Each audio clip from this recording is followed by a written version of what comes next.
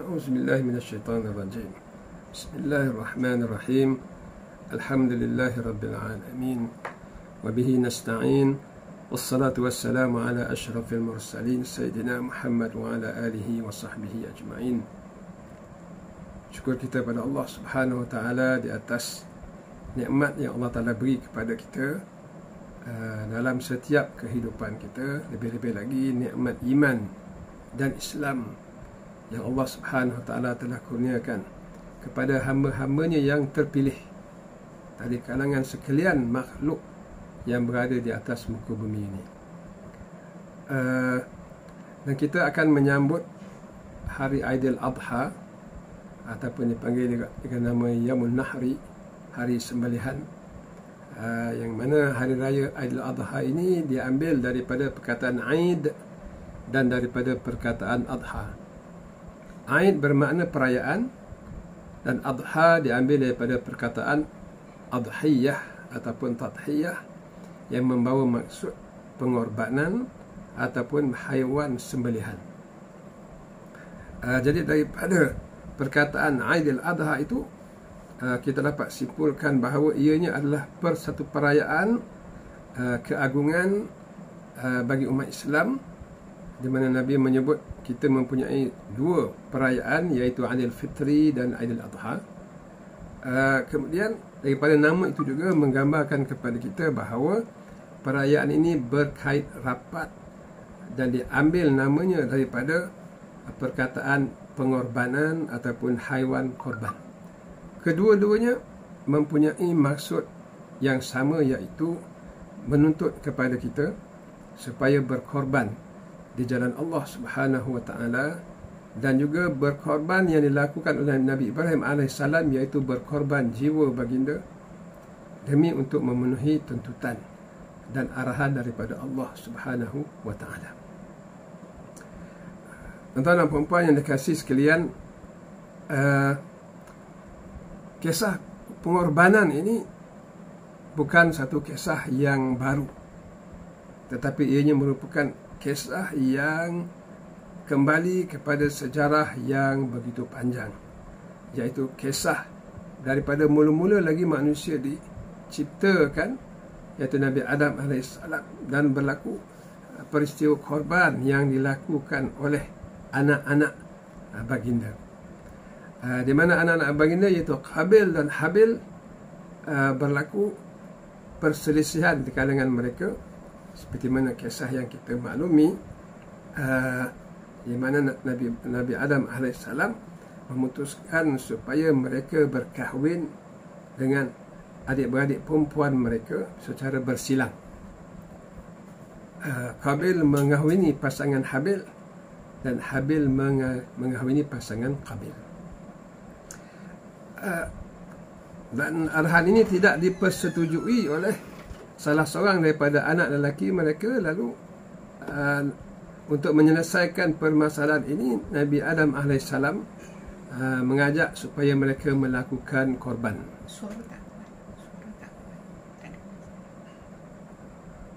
Melakukan korban. Jadi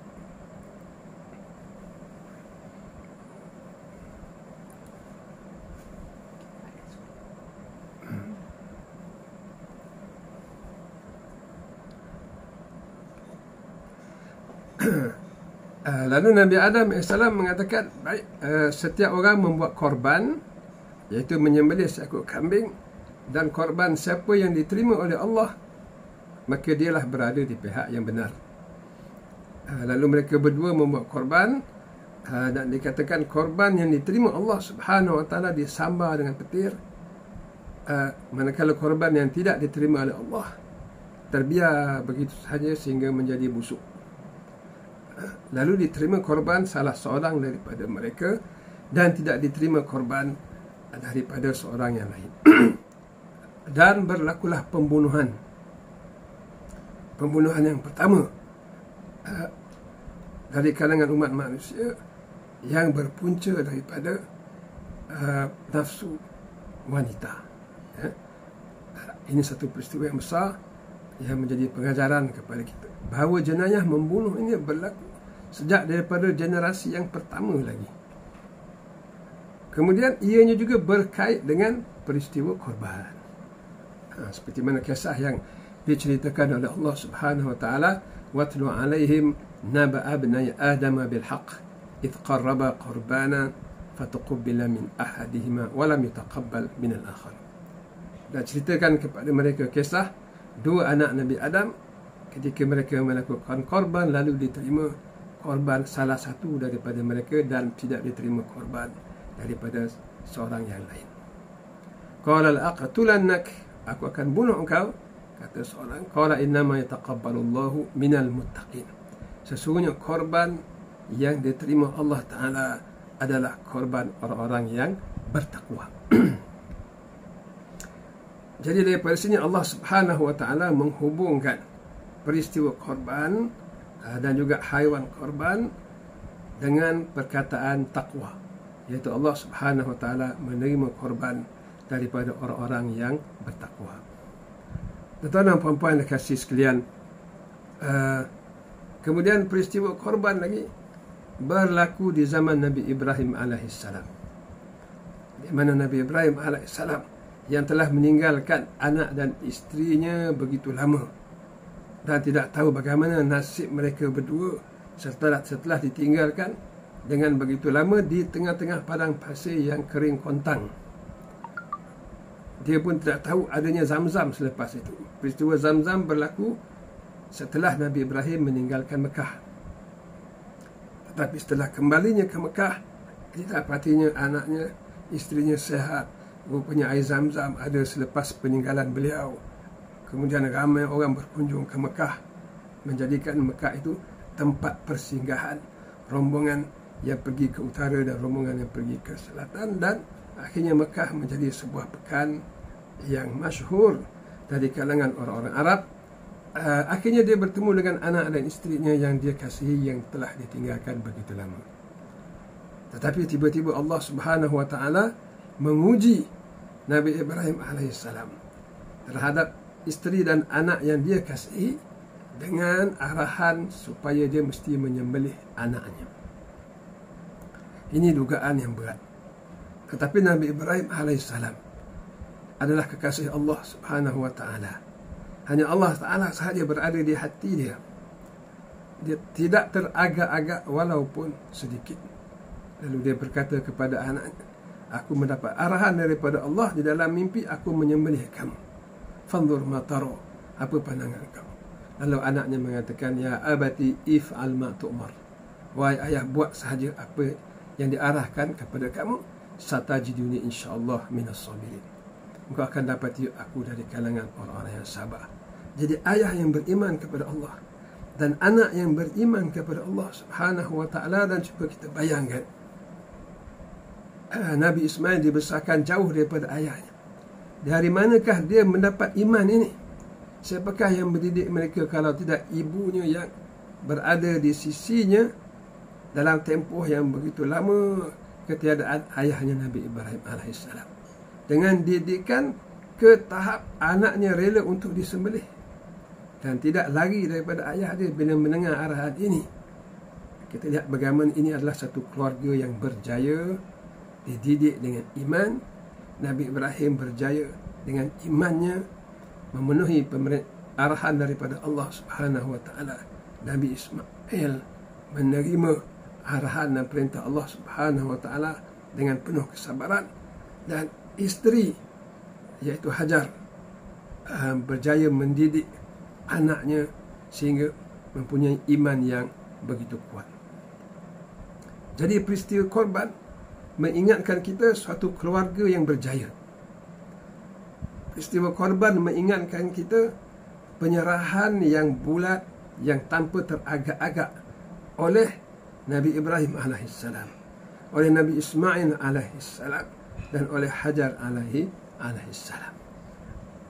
Kemudian apabila Nabi Ibrahim ingin menyembelih anaknya, maka ketika itulah Allah Subhanahu wa taala memerintahkan supaya Nabi Ibrahim menyembelih seekor kambing yang besar. Wa fadaina bidhibhin azim. Kami gantikan Nabi Ismail itu dengan kambing yang besar. Lalu berlakulah peristiwa korban kali yang seterusnya. Kemudian peristiwa korban lagi di zaman Rasulullah sallallahu alaihi wasallam. Dalam banyak kisah-kisah Nabi. Bahkan sebelum lahirnya Nabi sallallahu alaihi wasallam sendiri, dia berkata bahawa aku adalah anak kepada 2 korban. Di mana ayahnya iaitu Abdullah hampir-hampir menjadi korban yang sepatutnya ayahnya disembelih kerana Abdul Muttalib telah pun bernazar. Tetapi lepas itu setiap kali undian dia cuba untuk lari daripada Abdullah juga yang mesti disembelih. Maka dia buat undian lagi, Abdullah juga yang mesti disembelih. Sebagainya, akhirnya dia mendapat panduan daripada seseorang supaya menggantikan dengan unta ataupun dengan binatang ternakan. Maka selamatlah Abdullah, ayah kepada Nabi SAW, daripada disembelih, dan lahirlah Rasulullah SAW selepas itu daripada isterinya Aminah binti Wahab.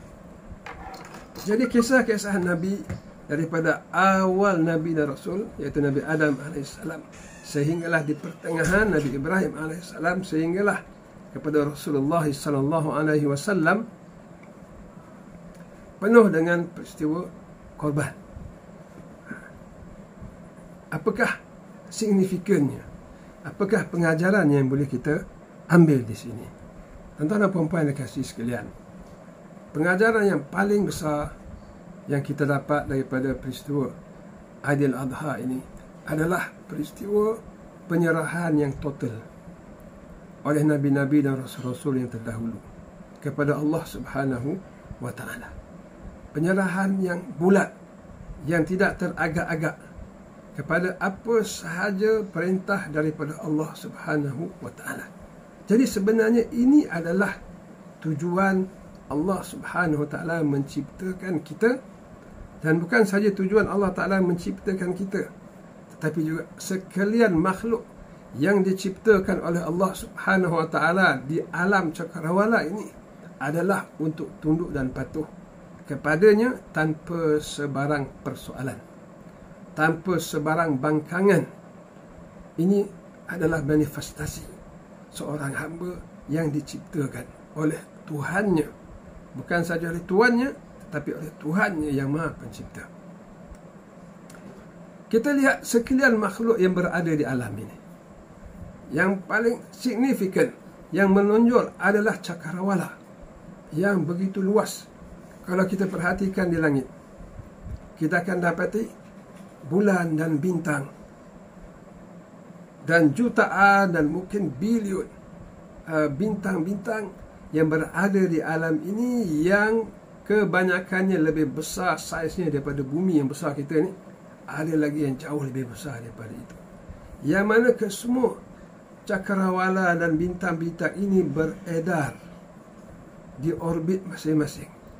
Tidak berlaku perlanggaran di antara mereka, pelanggaran yang dahsyat yang akhirnya akan mengakibatkan kerosakan yang besar di alam ini.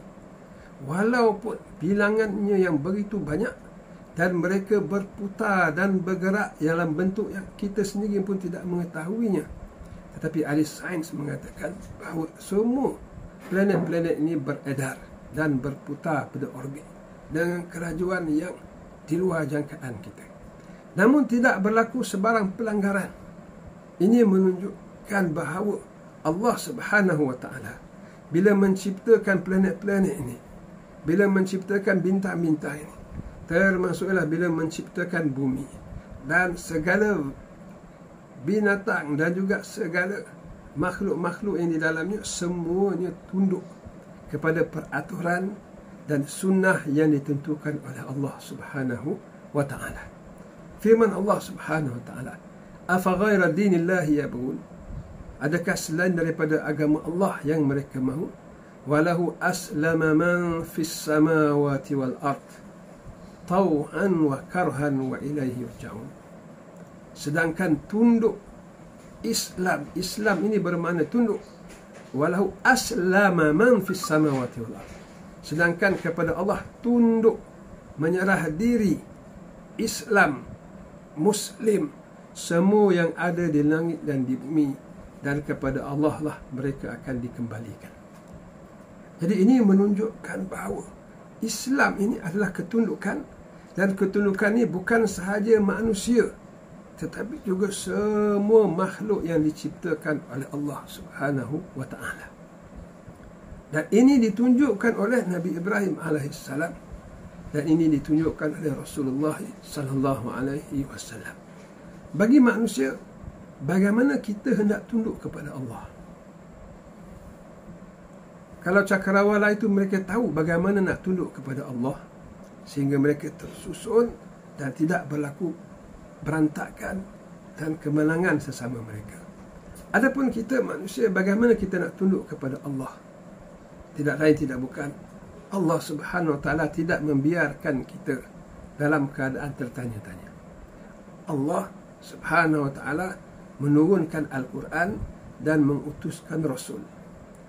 Daripada Al-Quran kita tahu bagaimana kita nak tunduk kepada Allah, dan daripada Rasul-Rasul kita tahu bagaimana dan bagaimanakah amalinya kita dapat tunduk kepada Allah Subhanahu wa taala, yang akhirnya membawa kita berkorban dengan sepenuh jiwa dan raga kita kepada Allah Subhanahu wa taala. Tuan-tuan dan puan-puan yang kasih sekalian, kesan daripada ketundukan yang penuh yang Rasulullah sallallahu alaihi wasallam telah didik kepada sahabat, akhirnya mereka dibimbing dan berubah dan hidup daripada mereka pada asalnya seorang mereka kaum yang nomad, yang tidak mempunyai apa sahaja tamadun yang berada di sekeliling mereka. Mereka tidak dapat menyaingi tamadun kebendaan di sekeliling mereka, Rom dan Parsi. Begitu juga mereka tidak mempunyai tamadun kemanusiaan, tidak mempunyai akhlak yang luhur. Mereka tindas menindas di antara satu sama lain dan sebagainya.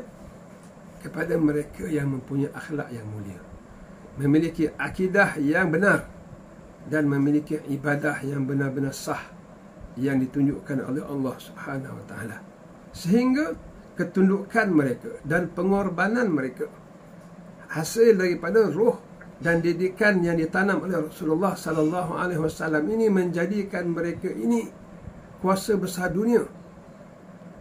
Tidak lebih daripada 30 tahun sejak Allah Subhanahu wa taala menurunkan wahyu kepada Rasulullah sallallahu alaihi wasallam dalam peristiwa penurunan wahyu yang pertama di Gua Hira. Tidak sampai 30 tahun di zaman Umar Al-Khattab mereka dapat menguasai dunia, dan bukan menguasai dunia seperti mana kuasa-kuasa besar kafir hari ini menguasai dunia dengan penuh kezaliman dan penipuan, tetapi mereka memerintah dunia dan membimbing mereka dengan akhlak yang sebenar, sehingga lahir daripada akidah yang benar ini segala tamadun-tamadun material, ilmu-ilmu, falsafah-falsafah yang dapat dinikmati oleh umat manusia pada hari ini. Di antaranya lah kemajuan-kemajuan teknologi yang dihasilkan oleh Barat ini adalah berpunca daripada ilmu dan teknologi yang telah Islam ajari manusia pada abad-abad yang terdahulu. Ini hasil daripada ketundukan yang penuh kepada Allah Subhanahu wa taala. Marilah kita melihat takbir yang dilaungkan oleh umat Islam dalam perayaan Hari Raya Aidil Adha. Dan kita melihat apakah tema daripada takbir ini. Pertama, Allahu Akbar, Allahu Akbar, Allahu Akbar, iaitu Allah Maha Besar, Allah Maha Besar, Allah Maha Besar. Daripada takbir ini jelas kepada kita umat Islam melaungkan kepada semua bahawa Allah yang paling besar dan semua yang lainnya makhluk adalah kecil belaka. Semua makhluknya kecil belaka. Dan kalau kita lihat sendiri, manusia macam mana hebat pun mereka, macam mana besar pun rumah mereka, macam mana hebat pun kereta mewah mereka, macam mana banyak pun harta mereka, mereka itu sebenarnya kerdil sekerdil-kerdilnya. Kita naiklah kapal terbang dan kita tengoklah ladang orang yang berbangga, yang angkuh dengan ladangnya. Ladangnya hanya sebesar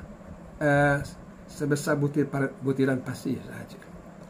Begitu juga sekuat mana kuasa besar dunia yang angkuh, yang menyerang umat Islam Syria pada hari ini, sehingga 2 juta umat Islam mati, syahid, dan masih lagi menyerang Rusia dan Amerika dan sebagainya untuk menjadikan Syria ini padang jarak, padang terkukur. Kekuasaan mereka sebenarnya dinisbahkan ataupun dibandingkan dengan Allah Subhanahu wa taala adalah kekuatan yang sangat kecil. Ini mesti ada perasaan ini pada umat Islam apabila mereka bertakbir pada hari raya Aidil Adha dan juga hari raya Aidil Fitri. La ilaha illallah, tiada Tuhan melainkan Allah, wahdahu la syarikalah, lahul mulk wa lahul hamd wa huwa ala kulli syai'in qadir. Tidak ada Tuhan selain daripada Allah. La na'budu illa iyyah, kita tidak akan menyembah selain daripada Dia. Mukhlisina lahuddin walau karihal kafir, dengan penuh ikhlas baginya lah agama walaupun orang-orang kafir tidak menyukai. Tema yang kedua, selepas Allah Maha Besar, semua makhluknya kecil dan tidak ada ketakutan langsung kepada makhluk, adalah tema tauhid, iaitu kita tidak menyembah selain daripada Allah Subhanahu wa taala dan tidak ada syirik baginya walaupun orang-orang kafir tidak menyukai. Apakah makna daripada takbir hari raya Aidil Adha ini? Maknanya kita tidak tunduk dan patuh selain kepada Allah Subhanahu wa taala. Kerana ibadah memberi makna tunduk dan patuh. Ibadah memberi makna ketundukan dan juga ketaatan. Maka tidak ada ketaatan dan tidak ada ketundukan selain kepada Allah Subhanahu wa taala. Jadi kalau ini berlaku, apakah perasaan orang-orang yang tidak beriman? Bermakna perasaan orang yang tidak beriman tidak tunduk dan tidak patuh kepada mereka. Mereka telah meletakkan undang-undang ciptaan mereka ke dalam negara-negara Islam sepanjang penjajahan Barat ke atas umat Islam. Mereka telah menggantikan sistem Islam dengan sistem mereka. Mereka telah menggantikan undang-undang Islam digantikan dengan undang-undang mereka.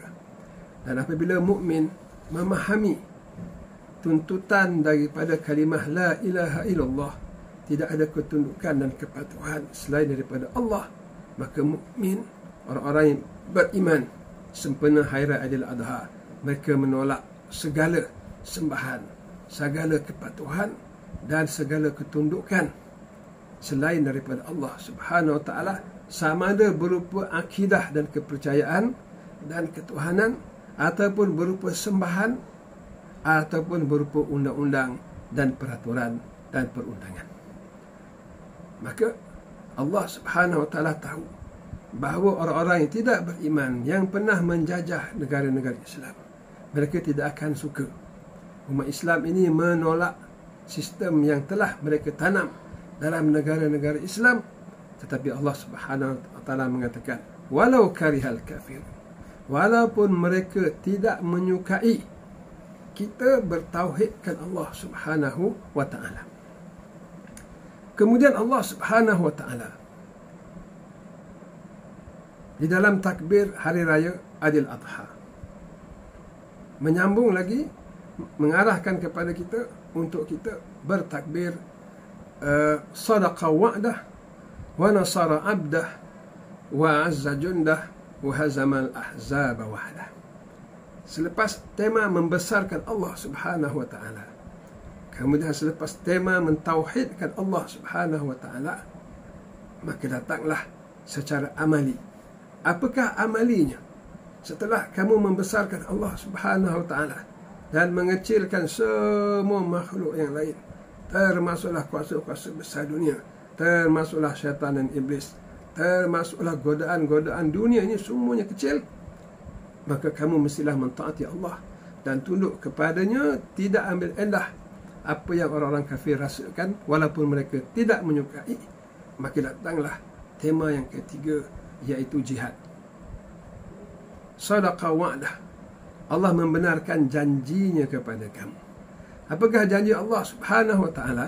Sekiranya kamu beriman, kamu akan menang, mengalahkan orang-orang yang tidak beriman. Itu janji Allah Subhanahu wa taala. Dalam banyak firman-Nya, la'aghlibanna ana wa rusuli, aku akan memenangkan aku dan rasul-rasul aku. Kerana Allah Subhanahu wa taala berjanji lagi, wa'adallahu alladhina amanu minkum wa 'amilus salihat la yastakhlifannahum fil ard kama istakhlafanna alladhina min qablihim wa la yumakkinanna lahum dinahum irtada wa la yubaddilannahum min ba'di khawfihim amna ya'budunani la yusyrikuna bihi syai'a. Yang bermaksud Allah berjanji kepada orang-orang yang beriman dari kalangan kamu dan beramal saleh, Allah Ta'ala akan melantik mereka menjadi pemimpin di dunia ini seperti mana Allah Ta'ala telah melantik kaum-kaum yang sebelum mereka. Dan Allah Subhanahu Wa Ta'ala akan menukarkan mereka daripada mereka pada awalnya takut, mimba khaufihim, mereka akan menjadi aman dan mereka akan menyembah Allah, ya'budunani wa la yusyrikuna bihi syai'a, dan mereka tidak akan mensyirikkan aku dengan sesuatu. Jadi janji Allah Subhanahu Wa Taala, sekiranya kita benar-benar beriman, sekiranya umat Islam yang parah pada hari ini dari segi intimak mereka, dari segi iltizam mereka dengan Islam, kembali semula kepada Islam, Allah Ta'ala akan memenangkan mereka. Allah Ta'ala akan menggantikan kepimpinan Amerika, kepimpinan Rusia, kepimpinan Barat pada hari dengan kepimpinan Islam. Tapi dengan syarat mereka beriman dan bertakwa dengan sebenar-benar iman dan takwa. Sadaqa wa'dah, Allah membenarkan janjinya. Wa nasara abdah, Allah menolong hambanya dan Allah memenangkan hambanya. Nasara boleh memberi makna tolong dan juga nasara boleh memberi makna menang. Jadi wa nasara abdah, Allah memenangkan hambanya. Wa hazamal ahzab wahda, dan Allah Ta'ala menghancurkan semua pakatan musuh semuanya sekali. Wa a'azza jundah, dan Allah Ta'ala mengagungkan tenteranya. Apakah makna mengagungkan tentera? Tidak lain tidak bukan, tentera menjadi agung sekiranya mereka menang dalam peperangan. Kalau mereka menang dalam peperangan, maka mereka menjadi agung di mata manusia dan juga kepada Allah Subhanahu Wa Ta'ala. Kemudian Allah Ta'ala menghancurkan wa hazamal ahzab wahda, Allah menghancurkan pakatan-pakatan musuh semuanya. Tema yang ketiga ini adalah tema jihad. Bermakna Adil Adha mengingatkan kita berkenaan dengan jihad, tanggungjawab kita sebagai umat Islam. Seperti mana Nabi SAW menyebut, jihad ini faridatun madiyatun ila yaumil qiyamah, kefarduan yang berkekalan sehingga ke hari kiamat.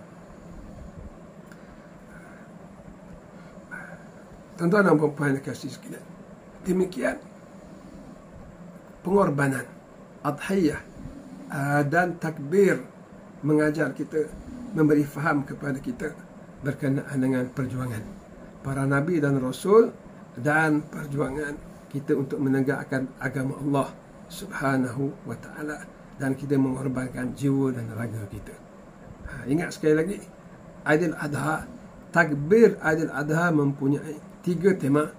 Pertama, iaitu tema membesarkan Allah Subhanahu Wa Ta'ala, dan Nabi menyebut zayyinu a'yadakum bitakbir wa tasbih wa tahmid. Hiasilah hari raya kamu dengan takbir, dengan tasbih dan dengan tahmid, iaitu Allahu Akbar, tasbih subhanallah dan tahmid alhamdulillah. Cantikkan, hiasilah hari raya dengan perkara-perkara dengan kita bertakbir, bertasbih dan bertahmid. Dan kita menyeru kepada umat Islam supaya jangan menghiasi hari raya kita, sama ada Aidil Adha maupun Aidil Fitri, dengan program-program di televisyen dan sebagainya yang menyalahi Islam, berupa seperti konsert-konsert yang mendedahkan aurat dan konsert-konsert pencampuran bebas di antara lelaki dan perempuan.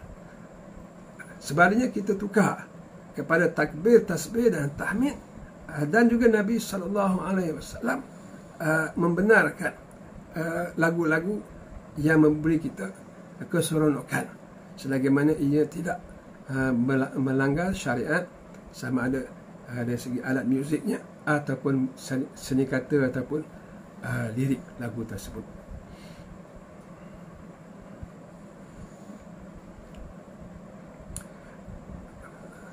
Tuan-tuan dan puan-puan dikasihi sekalian, daripada kisah-kisah tadi, pengajaran yang besar yang boleh kita ambil adalah kita menginsafi bahawa pencapaian yang telah dicapai oleh para sahabat, jika kita bandingkan dengan keadaan umat Islam kita pada hari ini, sebenarnya jauh ketinggalan. Di mana sahabat telah menunaikan amanah yang diberi oleh Allah Subhanahu wa ta'ala kepada mereka. Amanah memikul Al-Quran, menjalankan Al-Quran dalam diri mereka dan dalam kehidupan dan perjuangan mereka. Mereka telah benar-benar mengamalkan Al-Quran. Kemudian mereka benar-benar memperjuangkan Al-Quran. Kemudian akhirnya mereka mendapat apa yang dijanjikan oleh Allah Ta'ala di dalam Al-Quran. Seperti mana ayat yang dibaca tadi. Allah berjanji kepada kamu dan orang-orang yang beriman, Allah Ta'ala akan bagi kepimpinan dunia kepada mereka, seperti mana Allah telah memberikan kepada orang-orang sebelum mereka. Mereka mendapat kepimpinan dunia di zaman Sayyidina Umar Al-Khattab, dan kepimpinan ini berterusan di zaman Bani Umayyah, di zaman Khalifah Abbasiyah, di zaman Khalifah Uthmaniyah, sehingga dijatuhkan pada 3 Mac 1924. Jadi kepimpinan umat Islam di dunia ini berlangsung selama 1,300 tahun. Kemudian apa yang berlaku selepas itu? Umat Islam yang dijajah ratusan tahun mula jauh daripada amali agama mereka, yang akhirnya mereka berpecah daripada memiliki satu kepimpinan khilafah Islamiah kepada berpecah menjadi umat yang mempunyai berbagai-bagai kepimpinan dan mempunyai berbagai-bagai wala'. Wala' maknanya ketundukan. Ada negara Islam yang berwala' kepada Amerika, ada negara umat Islam yang berwala' kepada Rusia, ada umat Islam yang berwala' kepada kuasa besar China dan sebagainya. Jadi apabila ini berlaku, maka tidak ada lagi kekuatan pada umat ini dari satu segi, dan juga dari satu segi yang lain mereka tidak dapat bersatu kerana mereka mempunyai pimpinan ataupun wala'-wala' yang selain daripada agama Islam dan juga Allah, Rasul dan orang Islam. Sedangkan Allah Subhanahu wa ta'ala menyatakan, innama waliyukumullahu wa rasuluhu walladzina amanu. Sesungguhnya wali kamu, tempat kamu berwala'. Berwala' bermakna membantu, berkasih sayang dan tolong menolong adalah Allah, Rasul dan orang-orang yang beriman. Wa may yatawallallaha wa rasulahu walladzina amanu fa inna hizballahi humul ghalibun. Siapa yang berwalikan Allah dan Rasulnya dan orang-orang yang beriman, sesungguhnya gerombolan Allah Subhanahu wa ta'ala ini pasti akan menang. Dalam ayat yang lain, dalam ayat yang lain, hizbus syaitan humul khasir. Gerombolan syaitan, mereka inilah orang-orang yang akan kalah. Jadi pengajarannya, marilah kita mengajak umat Islam berkasih sayang sesama mereka, mempercayai sesama mereka, ya, sesama orang yang benar-benar beriman, bersama dengan orang-orang yang benar beriman, bukan sebarang orang Islam. Sebab ramai orang Islam, tapi belum tentu lagi mereka benar-benar beriman kepada Allah dan Rasul. Dan mereka berkata aslamna, dan mereka berkata amanna, kullam tu'minu walakin qulu aslamna walamma yadkhulul iman fi qulubihim. Ada orang yang mengatakan kami telah beriman, katakan kepada mereka, jangan kamu berkata kamu telah beriman, katakanlah kami telah masuk agama Islam, sedangkan iman belum benar-benar masuk ke dalam hati kamu. Jadi mereka yang benar-benar beriman, mereka yang benar-benar menjadikan Allah dan Rasul sebagai tempat ketundukan dan kepatuhan, maka mereka ini mesti kita berwala' di antara satu sama lain. Mesti kita satukan mereka supaya menjadi kekuatan yang benar-benar kuat bagi umat Islam untuk umat kita bangkit kembali di akhir zaman ini. Tuan-tuan dan puan-puan dikasihi sekalian, Hari Raya Aidil-Adha juga mengingatkan kita tentang korban, itu mengorban kambing ataupun lembu. Ini ibadah yang disukai oleh Allah Subhanahu wa taala, seperti mana disebut oleh Rasulullah sallallahu alaihi wasallam dalam hadisnya, ma amila ibnu Adam amalan ahabba ila Allah yawman nahri min iraqati dam wa innaha la ta'ti yawmal qiyamah biquruniha wa asfariha wa ash'ariha.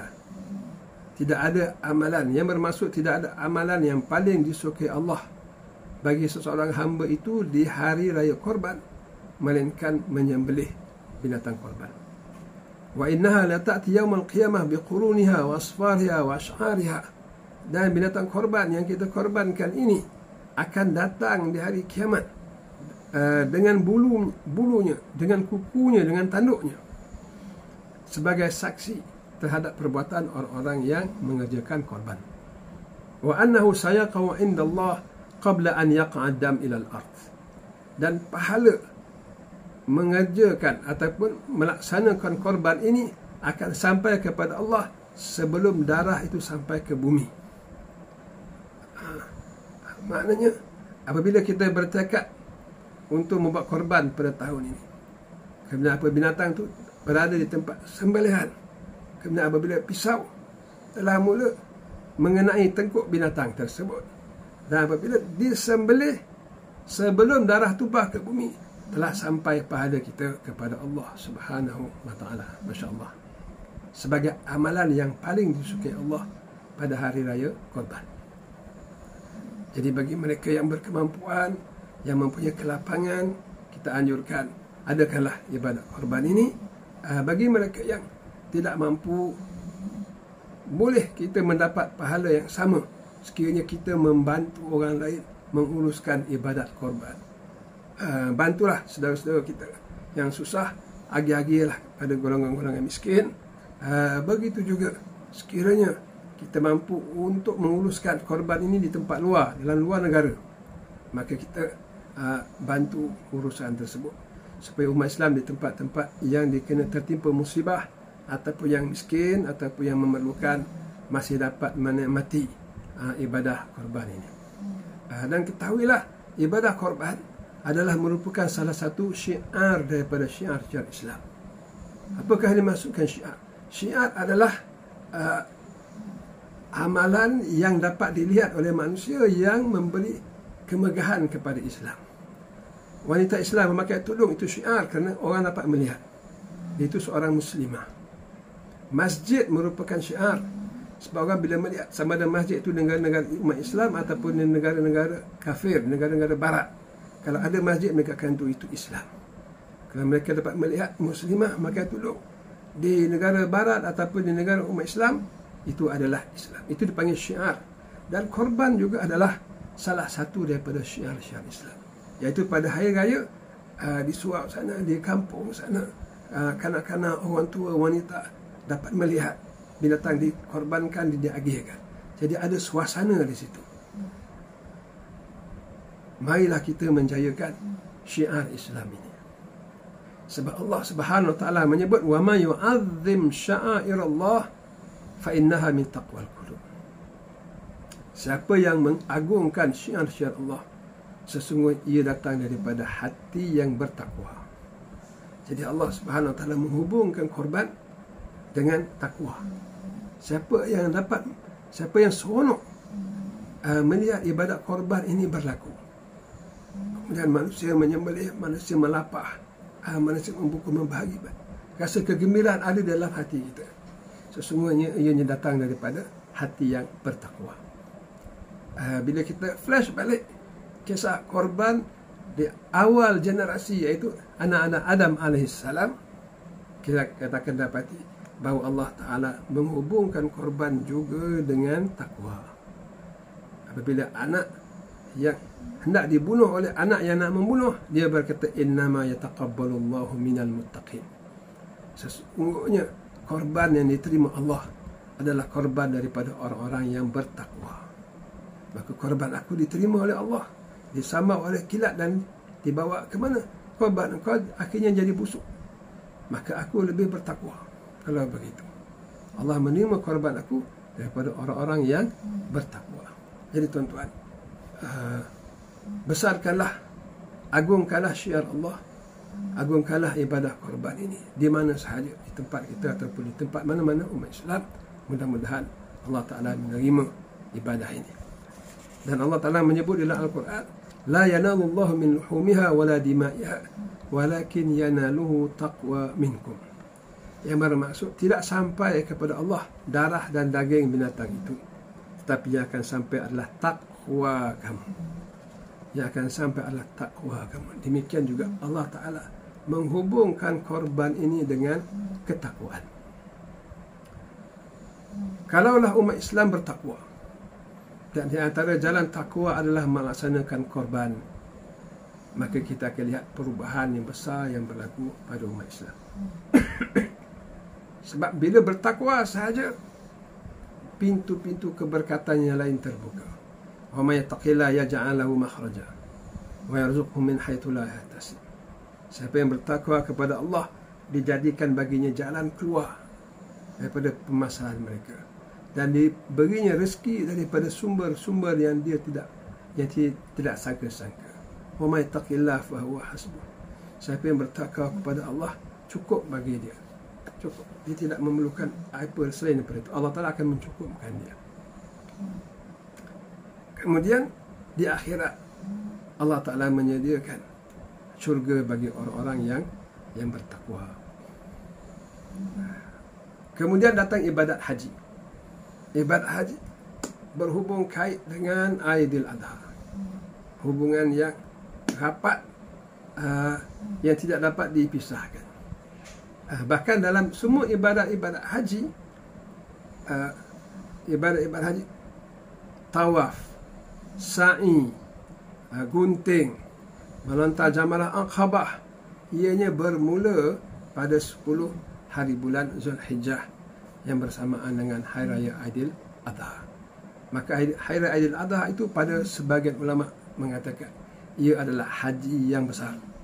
Haji yang besar, Hajjul Akbar, memberi banyak makna, tapi ramai ulama mengatakan Haji Akbar itu adalah Hari Raya Aidil Adha, kerana pada hari tersebut diajalankan bermulanya 4 ibadah yang besar, iaitu tawaf, sa'i, gunting dan melontar jamrah Aqabah.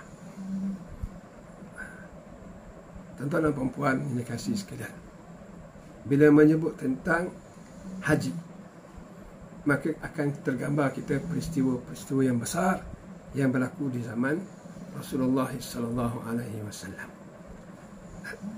Tidak lain tidak bukan, di antara peristiwa yang besar yang berlaku di musim haji adalah bermulanya kemenangan Rasulullah sallallahu alaihi wasallam setelah belasan tahun ditindas oleh Quraisy. Tidak ada jalan keluar, pergi ke Taif di baling batu, nak tinggal di Mekah ditindas, dan Abu Talib pula meninggal dunia, Khadijah juga meninggal dunia. Keadaan menjadi sempit, tidak ada jalan keluar. Cobaan jalan keluar ke Taif gagal. Akhirnya dalam musim haji, Allah Subhanahu Wa Taala membuka pintu kepada Rasulullah sallallahu alaihi wasallam, iaitu apabila Nabi sallallahu alaihi wasallam bertemu dengan 6 orang daripada Yasrib, yang akhirnya mereka memeluk Islam. Dan ini berlaku setelah Nabi sallallahu alaihi wasallam berusaha masuk ke setiap kemah-kemah di Mina. Kerana kemah-kemah di Mina ini terdapat kabilah-kabilah yang berbagai-bagai, yang semua berkumpul di Mekah setiap tahun. Setelah Nabi gagal di Taif, maka dan perjalanan sepanjang 100 km berjalan kaki, gagal dakwah, maka Nabi SAW menunggu tibanya hari haji, di mana seluruh kabilah datang dan berkumpul di Mina dan berkemah di situ. Maka Nabi masuk di setiap kemah berdakwah kepada mereka. Kalau ada di kalangan mereka yang setuju memeluk Islam, dan Nabi pergi ke tempat mereka, tinggalkanlah kampung halamannya, tak apa. Hidup ini perjuangan. Walaupun tidak terpaksa meninggalkan kampung halaman, walaupun akhirnya meninggal dunia di tempat yang lain daripada tempat sendiri dilahirkan, demi kerana perjuangan, semua itu boleh dilakukan. Maka Nabi masuk di setiap kemah, bertanyakan siapa yang boleh memeluk Islam, dan membantu baginda mengembangkan agama ini, dan baginda rela untuk meninggalkan Mekah dan pergi ke tempat mereka. Walaupun mereka dah cukup boleh mendapat apa sahaja habuan dunia di Mekah, baginda jutawan dengan Khadijah. Baginda tuanku disebabkan keturunan Bani Hashim, keturunan yang paling tinggi sekali. Harta, pangkat, semuanya ada pada Rasulullah sallallahu alaihi wasallam.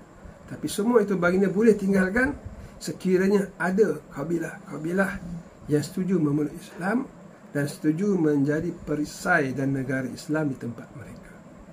Namun seperti mana berlaku di Taif, baginda juga tidak dapat sebarang kabilah yang sanggup menerima tawaran Rasulullah sallallahu alaihi wasallam. Lebih-lebih lagi kerana mereka takut berhadapan dengan Quraisy yang mereka tahu sedang memusuhi Muhammad, sedangkan mereka datang buat haji di tanah Quraisy di Mekah. Sehinggalah Rasulullah sallallahu alaihi wasallam bertemu dengan 6 orang daripada Madinah, dan Nabi berbincang dengan mereka, yang akhirnya mereka memeluk Islam. Setelah mereka memeluk Islam, seramai 6 orang mereka kembali ke kampung halaman mereka selepas tamat musim haji dan mengislamkan kaum keluarga mereka dan masyarakat mereka. Pada tahun yang berikutnya, datang 12 orang dari kalangan orang Madinah yang telah memeluk Islam mengerjakan haji, dan mereka bertemu dengan Rasulullah sallallahu alaihi wasallam sekali lagi dan menceritakan kepada baginda perkembangan Islam di Madinah yang sangat menggalakkan. Maka Rasulullah SAW melihat perlu mereka ini, orang-orang yang telah memeluk Islam ni ratusan di Madinah itu, dididik dengan didikan yang lebih baik. Tidak cukup dididik dengan mereka yang baru setahun masuk Islam. Maka Nabi SAW mengutuskan Mus'ab bin Umair untuk kembali selepas Mekah, pergi ke Madinah, berhijrah setahun lebih awal daripada Rasulullah sallallahu alaihi wasallam. Jadi Mus'ab kembali bersama dengan 12 orang ini, lalu berdakwah di Madinah setahun sebelum hijrah. Masya Allah, Mus'ab bin Umair menjalankan tugas dengan sebaik-baiknya. Beliau berdakwah daripada rumah ke rumah dan berjaya mengislamkan ratusan dan mungkin ribuan lagi umat Islam. Dan di antara yang diislamkan adalah Sa'ad bin Mu'az, ketua kaum Aus. Yang apabila Sa'ad bin Mu'az beriman kepada Allah dan Rasul melalui Mus'ab bin Umair yang dihantar oleh Rasulullah sallallahu alaihi wasallam itu, Sa'ad bin Mu'az pergi ke kaum dia, panggil semua kaum dia dan berkata kepada kaumnya, siapakah Sa'ad bin Mu'az dari kalangan kamu? Sa'ad bin Mu'az ni siapa? Kamu kenal tak dia? Lalu berkatalah kaum Aus, Sa'ad bin Mu'az adalah ketua kami, panglima kami. Apa saja yang baik mereka akan cakap, itulah Sa'ad bin Mu'az yang kami tahu. Maka Sa'ad bin Mu'az mengatakan, kalam Sa'ad bin Mu'az mulai hari ini haram terhadap kamu. Mana kamu tak boleh sembang lagi dengan Sa'ad bin Mu'az kecuali yang mengucap asyhadu an la ilaha illallah wa asyhadu anna Muhammadar Rasulullah. Jadi kaum Aus bila mendengar perkara ini, sama ada mereka mengucap dan mereka boleh bersembang dengan Sa'ad bin Mu'az seperti sebelumnya, ataupun mereka tidak mengucap dan mereka terpaksa mencari pemimpin yang lain. Semua mereka memeluk Islam. Kita lihat bagaimana dakwah di Madinah berkembang begitu pesat. Maka tahun yang berikutnya datang 75 orang rombongan haji daripada Madinah yang beragama Islam. Kali ini mereka bertekad datang mengerjakan haji, bukan sekadar mengerjakan haji, tetapi mereka mesti mengajak Rasulullah berhijrah ke Madinah. Sebab mereka mula berbincang sesama mereka di Madinah sebelum haji, sampai bilalah kita ini nak hidup aman damai di Madinah dengan agama Islam yang bagus ini, sedangkan Nabi kita di Mekah ditindas. Kita mesti ajak Nabi kita berhijrah ke tempat kita. Jadi rombongan 75 orang, 73 lelaki dan 2 wanita, Asma binti Amru dan Nusaibah binti Ka'ab, datang ke Mekah mengerjakan haji. dan mengadakan pertemuan dengan Nabi SAW. Dan mereka mengikat janji setia dengan Nabi, dan Nabi berhijrah ke tempat mereka. Jadi dengan perjanjian Bai'ah Aqabah ini, tuan-tuan dan puan-puan, dan ini berlaku dalam musim Aidil Adha, dalam musim haji, ya, Rasulullah SAW kemudian berhijrah ke Madinah. Jadi Aidil Adha mengingatkan kita arti jihad, mengingatkan kita arti perjanjian yang dimeteri oleh Rasulullah dan sahabat. Begitu juga kita, kesanggupan kita untuk berjanji di hadapan Allah Subhanahu wa taala untuk memenangkan Islam, untuk membantu agama ini, untuk menolong Allah Subhanahu wa taala. Maha suci Allah daripada memerlukan pertolongan kita. Dia Maha berkuasa. Tetapi Allah Taala menyebut di dalam Al-Quran, in tansurullah yansurkum wa yusabbit aqdamakum. Kalau kamu tolong Allah, Allah akan tolong kamu, dan Allah Taala akan teguhkan pendirian kamu. Ini bermakna Allah mencari siapa nak tolong dia. Maksud Allah Ta'ala mencari siapa nak tolong dia adalah siapakah di antara kita yang mahu memperjuangkan Islam, memperjuangkan untuk menegakkan agama Islam, maka dia adalah menolong Allah Subhanahu wa Ta'ala. Jadi semua peristiwa Aidil Adha sebenarnya adalah peristiwa-peristiwa kemenangan, peristiwa-peristiwa perjuangan, dan peristiwa-peristiwa jihad.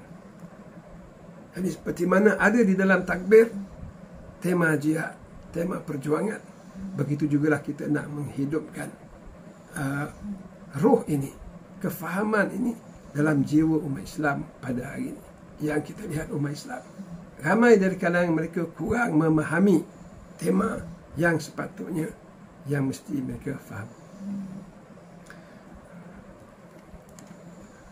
Tuan-tuan dan puan-puan yang kasih sekalian, daripada ibadat haji, kita melihat di peti kaca TV, umat Islam berhimpun di Padang Arafah.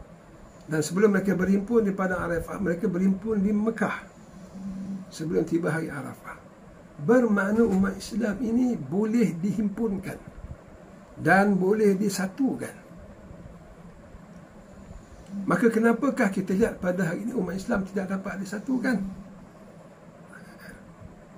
Maka kita lihat apabila mereka berada di Mekah, dan sebelum mereka berada di Mekah lagi, sebelum mereka berada di Padang Arafah, apakah yang mendorong mereka itu ke Mekah? Apakah yang mendorong mereka itu berpakaian ihram hanya 2 lapisan kain, kemudian bergerak ke Arafah? Yang ada kalanya kenderaan jam, kemalangan dan sebagainya. Kemudian berada di Padang Arafah di bawah panas terik, yang ada kalanya sampai 48 Celsius, sangat panas. Apakah yang menggerakkan mereka ke Arafah? Apakah yang menggerakkan mereka membelanjakan wang ringgit yang begitu banyak untuk mereka pergi ke Mekah? Tidak lain tidak bukan, yang menggerakkan mereka adalah iman mereka. Tidak lain tidak bukan, yang menggerakkan mereka ke Mekah adalah mencari keredaan Allah Subhanahu wa Ta'ala, dan tidak lain tidak bukan, yang menggerakkan mereka adalah Islam. Ini bermakna umat Islam ini boleh disatukan dengan agama. Umat Islam boleh disatukan dengan iman. Oleh sebab itu, sebenarnya rahsia kita nak menyatukan umat kita ini adalah dengan memberi mereka faham tentang Islam dan memberi mereka faham tentang iman. Sekiranya umat Islam memahami Islam dengan sebenar-benarnya, dan sekiranya mereka beriman dengan iman yang sebenar-benarnya, mereka akan boleh bersatu. Jadi ini adalah rahsia kekuatan umat Islam. Sebab kesatuan membawa kepada kekuatan, kekuatan membawa kepada kemenangan. Tapi ini jugalah yang difahami oleh musuh-musuh Islam. Mereka tahu bahawa umat Islam ini hanya boleh disatukan dengan agama dan iman. Oleh sebab itu mereka berusaha supaya umat Islam ini jahil terhadap agama mereka. Mereka berusaha supaya umat Islam ini lemah iman mereka. Sebab itu kita dapati umat Islam ramai di kalangan mereka yang kurang memahami apakah tema takbir mereka. Apabila mereka bertakbir Allahu Akbar, sepatutnya mereka mengagungkan Allah Subhanahu Wa Taala dan tidak ada lebih besar pada Allah. Tetapi berapa ramai umat Islam hari ini yang lihat Amerika itu besar. Berapa ramai hari ini umat yang melihat bom nuklear itu besar. Berapa ramai umat Islam hari ini melihat teknologi ketenteraan Amerika, satelit dan sebagainya besar. Yang menyebabkan akhirnya belum sempat mereka berjihad mengalahkan musuh-musuh mereka, mereka telah kalah sebelum medan lagi. Jiwa mereka telah kalah. Mereka meniru-niru kehidupan Barat. Mereka rasa besar Barat. Mereka rasa kecil Islam. Ini strategi yang dilakukan oleh musuh-musuh Allah Subhanahu Wa Taala. Kemudian mentauhidkan Allah Subhanahu Wa Taala. Tema yang kedua, kita lihat umat Islam apabila tidak memahami agama mereka, maka berlakulah mereka ini tunduk dan patuh kepada peraturan-peraturan yang bertentangan dengan peraturan Allah Subhanahu Wa Taala. Kemudian tema yang ketiga, apabila umat Islam tidak memahami agama Islam, maka hilanglah perasaan kecintaan jihad untuk memperjuangkan agama Allah Subhanahu Wa Taala. Ramai di kalangan umat Islam yang takutkan mati syahid. Ramai di kalangan umat Islam yang cintakan dunia. Maka benarlah hadis Nabi SAW di akhir zaman nanti. Nabi bersabda, "Ushiku an tatada alaikumul umam." Hampir-hampir kamu ini, hampir-hampir akan kena, ya. Kamu akan diganyang oleh umat-umat. Kama tatada al-akalu ala qas'atiha. Seperti mana orang-orang lapar mengurumuni makanan di dulang. 10 orang, 20 orang, 30 orang berebut mengambil makanan di satu dulang.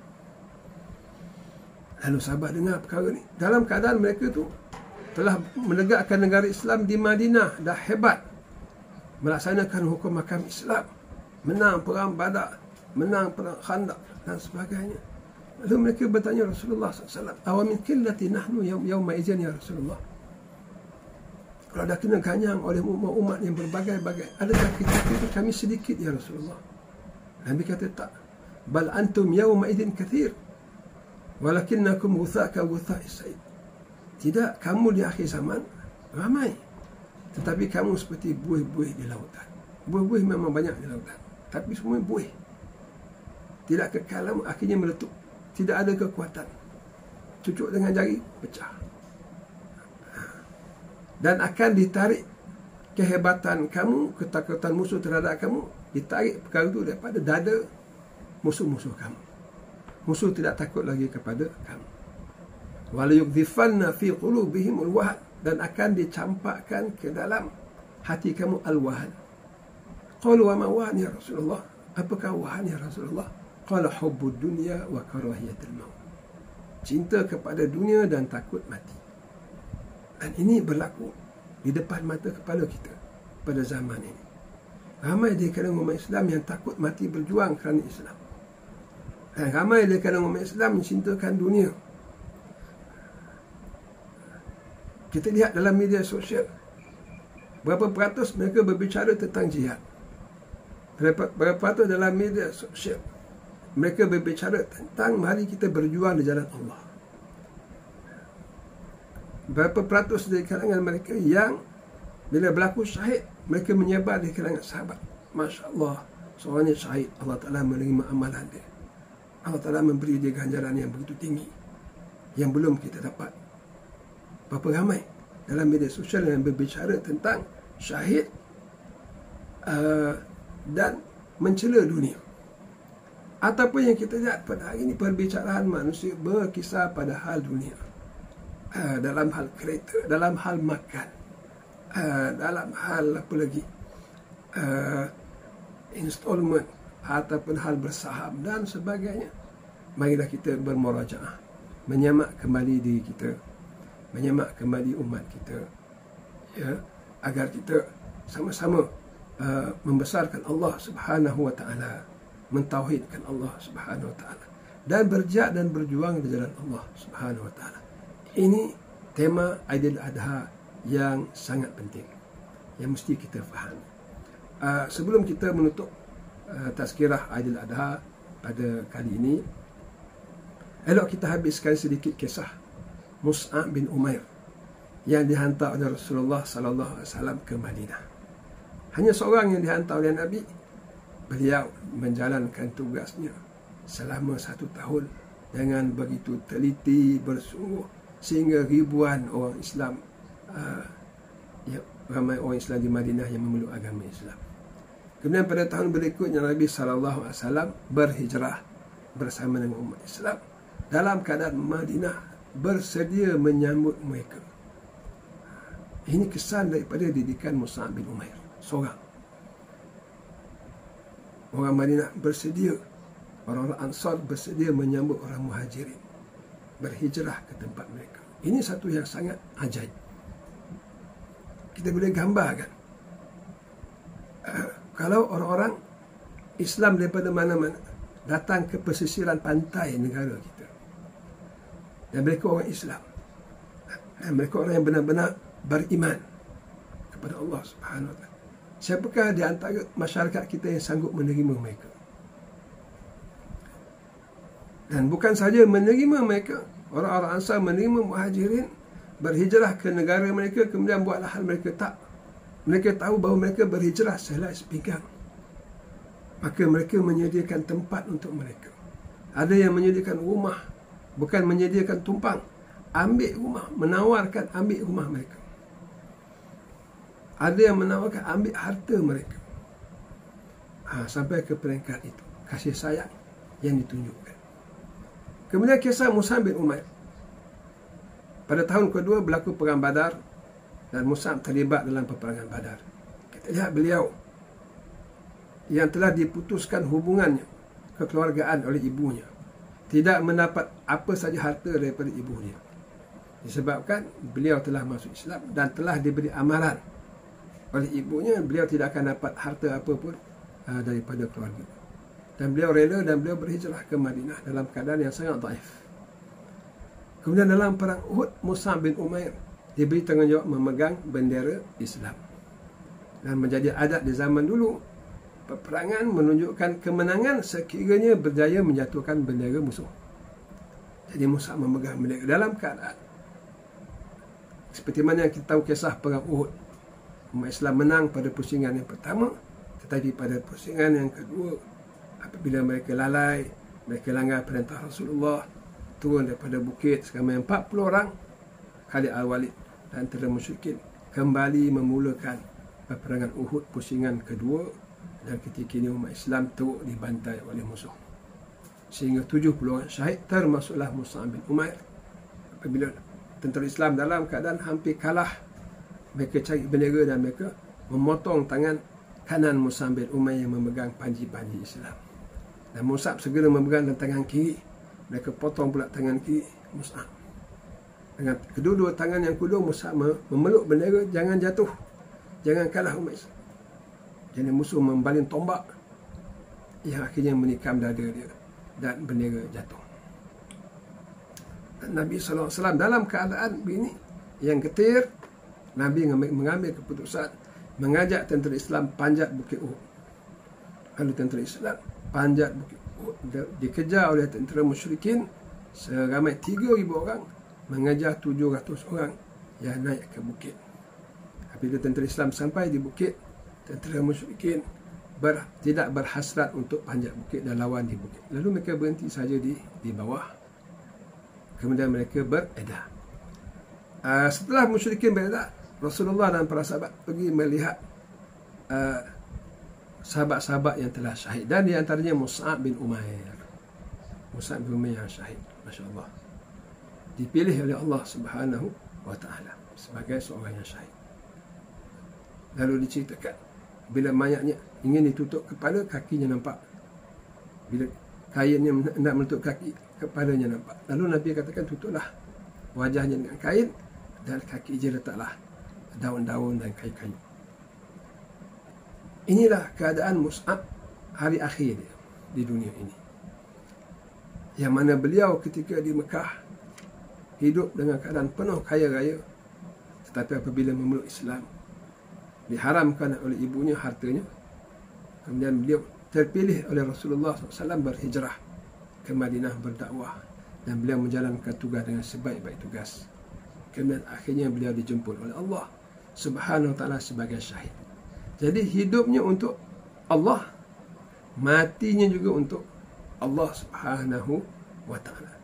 Turun firman Allah Ta'ala kepada Mus'ab bin Umair, minal mu'minina rijalun sadaqu ma'ahadullah alaih. Dari kalangan orang yang beriman, ada orang yang benar janjinya kepada Allah. Faminhum man qada nahbah wa minhum man yantadir wa ma baddalu tabdila. Sebagai mereka ada yang telah syahid, sebagai mereka masih hidup, dan mereka tidak mengubah janji mereka. Jadi, apakah janji kita pada Allah? Apakah janji Musa pada Allah? Sebenarnya semua kita ini berjanji kepada Allah Subhanahu wa ta'ala, sama ada kita sedar ataupun tidak sedar. Dan sama ada kita menunaikan janji itu ataupun tidak menunaikan janji. Apakah janji kita pada Allah Subhanahu wa ta'ala? 5 kali sehari. Qul inna salati wa nusuki wa mahyaya wa mamati lillahi rabbil alamin. Katakanlah, sesungguhnya salatku, hidup, ibadahku, hidupku, wa mahyaya wa mamati, dan matiku adalah untuk Allah, Tuhan sekalian alam. La syarika lahu wa bidzalikum. Tidak ada syirik baginya, demikian aku diarahkan. Wa ana minal muslimin. Dan aku tergolong dalam golongan orang-orang Islam. Itu janji kita pada Allah. Solat kita, ibadah kita, hidup kita dan mati kita untuk Allah. Mus'ab bin Umair telah membenarkan janji itu. Minal mu'minina rijalun sadaqu ma'ahadullah alaih. Dari kalangan orang yang beriman, ada di kalangan mereka yang membenarkan janjinya kepada Allah, yaitu hidupnya untuk Allah dan matinya di Uhud adalah untuk Allah Subhanahu wa ta'ala. Mudah-mudahan kita menyambut Aidil Adha dengan penuh keinsafan dan kesedaran dan kefahaman, dan mudah-mudahan Allah Subhanahu wa ta'ala memilih kita menjadi salah seorang daripada mereka yang memperjuangkan agamanya di akhir zaman ini, dan mudah-mudahan Allah Subhanahu wa ta'ala mengembalikan umat Islam kepada agama mereka, mempraktikkan agama mereka dengan sebenar-benar praktik, ya, menanamkan ketakwaan pada umat Islam, yang akhirnya insya-Allah akan memenangkan umat Islam dan menegakkan kembali agama Islam di atas muka bumi ini.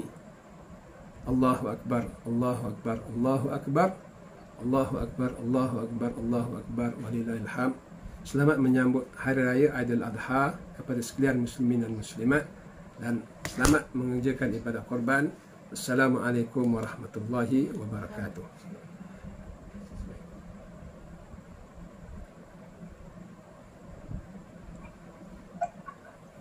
Sebanyak pada Ustaz